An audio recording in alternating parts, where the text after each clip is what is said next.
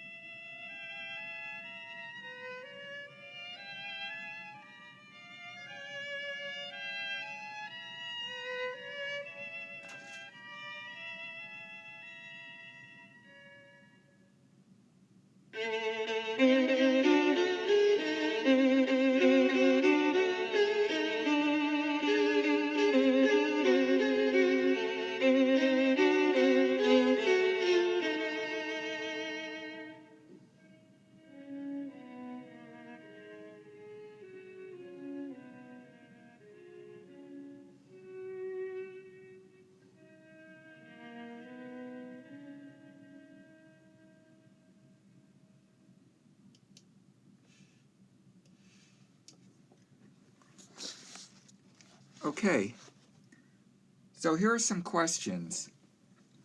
Are there any aspects of this where you can hum the tune? Are these singable melodies? Are they even recognizable as melodies? Do you hear any kind of tonic or tonal center here in this piece? Do you recognize any motives from what either or both of the violins are playing? Can you hear anything about the form? Let's listen again and see if you can answer any of these questions, or if any of this is clearer on a second listening.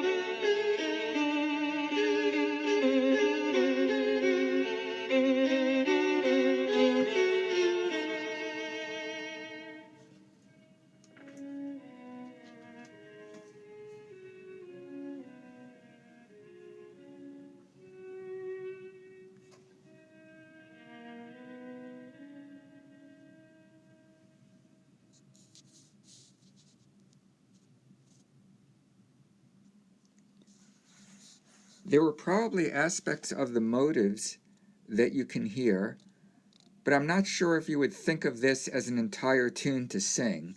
Perhaps you recognize something like this.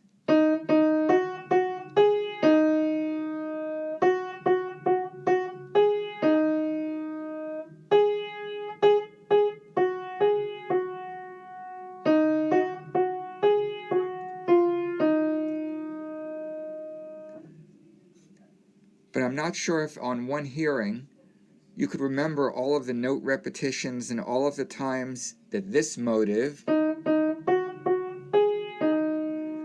is heard. Did you hear any kind of tonic? Did this note seem to stand out in the second half of the piece, even in the slower part?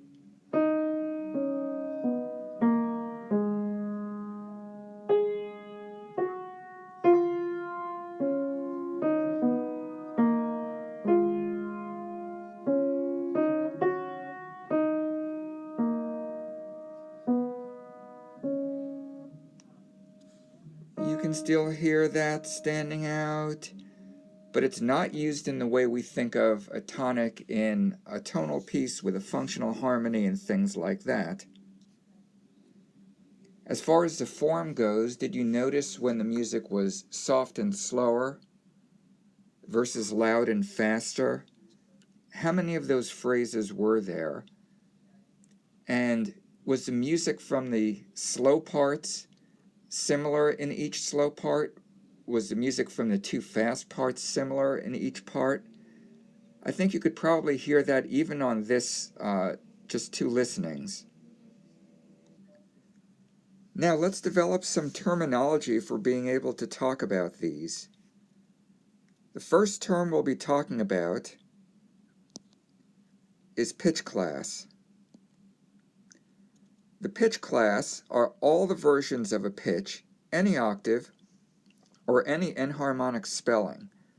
So if I'm talking about the pitch class C, that would be true for this one, this one, this one, or that, or that. Whether it's C4, we call that middle C, B sharp 6, that would be that one up there, C2, 2 octaves below middle C. I think you get the idea. Now a pitch collection would be a listing of all the pitch classes that are used in ascending order. Let's look at the last phrase of the Bartók and see what we mean by this. So here in the last phrase of the Bartók, in order to get the pitch class collection, we would look at all the pitches that are used. Here's an E flat, here's an A flat, a G flat, F natural. We already have an E flat, we don't have to write that twice.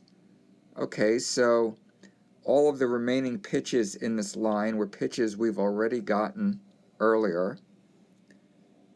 And now if I look at the other part to see what new pitches we have, D flat, C flat, and B flat, and all of the other pitches we've gotten already. So in writing the pitch class collection, if it has a tonal center, and we're claiming that B flat is the center, then I'll write E flat rather, then I'll write the E flat first, and then the other pitches in ascending order. F, G flat, A flat, B flat, C flat, and D flat. And I can stop there because when we go up higher, we'll just be repeating the first pitch, E flat. The next term, which we've already been using, is centric. The music seems to be arranged around a pitch center. Tonal music is one kind of centric music, and it's the one that we've been dealing with all the time. We take a tonic for granted in tonal music because it's part of how the system works. Some 20th century music is centric, and some of it is not.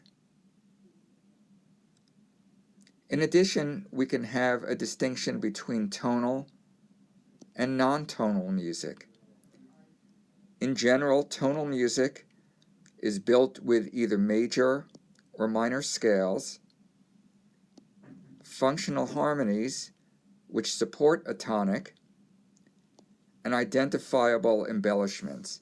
Those are the passing tones, neighbor tones, suspensions, and things like that, where the notes that are not part of the harmonies are used in an orderly fashion. And finally, when we talk about a set, it can either be a group of pitches, a pitch set, or pitch classes, a pitch class set. Remember, the difference is that a pitch set would include these specific pitches only. So if it only uses middle C, we would write that as part of the pitch set. But if we want to include all of the C's, then we're talking about a pitch class set. An element is an individual member of a set. When we talk about a collection, that's the same as a set, but usually we'll use a set for any number of elements. We reserve collection typically for at least 5 elements or more. And then we can talk about a subset, which are elements taken from a particular set. Let's demonstrate these. So here in this example,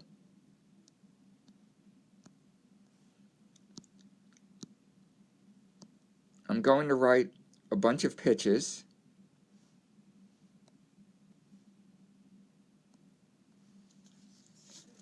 And now let's see what the set would be. Let's do a pitch class set. So if I write the individual pitches,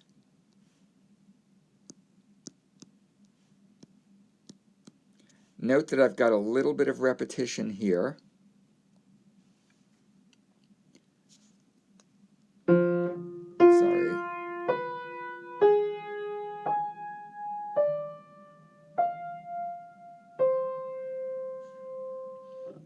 I'm not sure if I would say that this is centric. So in the absence of a center, let's arbitrarily say that C will be the first pitch. And I'll just write the other pitches here.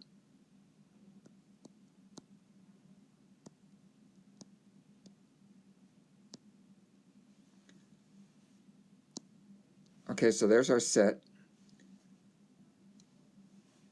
Note that I don't write the A flat twice, and I don't write the F twice. So this set has 1, 2, 3, 4, 5 pitches. We call that a pentachord. And because it's at least 5, we could call that a pitch collection. If I wanted to do a subset of these,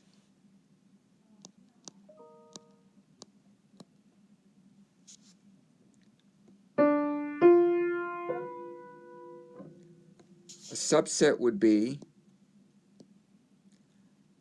another set in which every member, every element, is part of the bigger set.